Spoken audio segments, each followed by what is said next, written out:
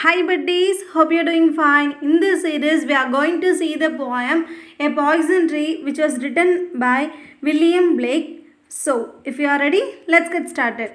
This poem was written in the year 1794 and William Blake who published two collections of poetry. The first collection is Songs of Experience which published in the year 1795 and the second collection is Songs of Innocence, and this collection of poetry published in the year 1789. Both are later merged into a single collection of poetry. The collection name is Songs of Innocence and Songs of Experience.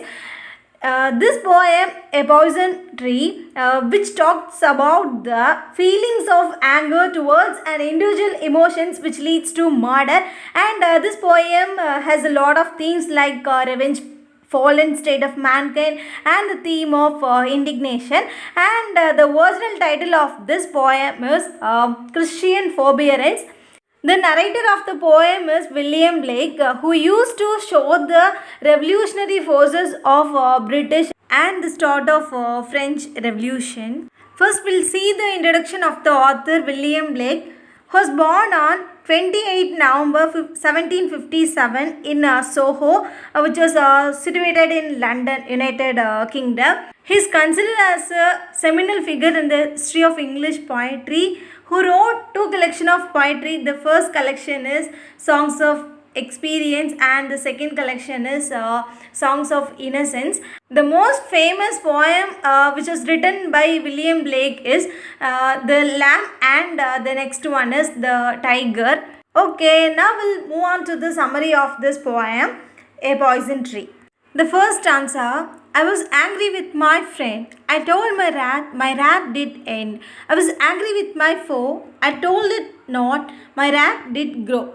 So here, the author used to present this poem with two stuffs. The first two lines which refers to the friend, and the third and fourth line which refers to the foe.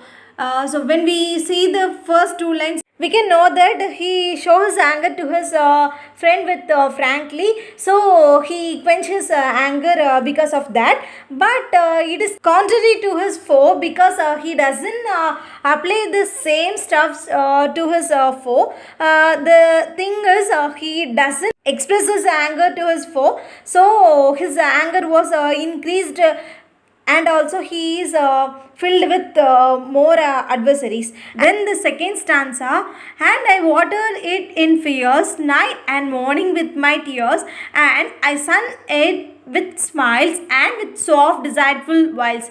So here the speaker nurtured this anger as if it had been planted in a garden and nurtured it day and night with fear and tears, and then his smile and also other soft tricks and deceptions which used to cover up the anger actually fed the anger further. And the third stanza: and it grew both day and night till it bore an apple bright, and my foe beheld it shine, and he knew that it was mine. So here the author who wants to portray this stuff about anger, and his anger continued to grow until it became a tree with a bright apple, and his enemy who saw the shining apple which is hanging on the tree, and he knew that it is belonged to his friend, that is the speaker. So this is the stuff which is portrayed in this third stanza. And the fourth stanza: and into my garden stole, when the night had veiled the pole, in the morning glad I see my foe outstretched beneath the tree. The final stanza of the poem which portray about the death of the speaker's foe, because the dead of night, the enemy who enter into the garden of the speaker, and he saw the shining apple and he plucked the apple from the tree, and the next morning the speaker who comes to his garden, and he feel very delighted to find his enemy who is lying under a tree because he was dead. So finally he concludes this poem with a pessimistic view. Now we'll see the critical analysis of this poem, A Poison Tree. The author who uses an extended level of metaphor to describe this poem,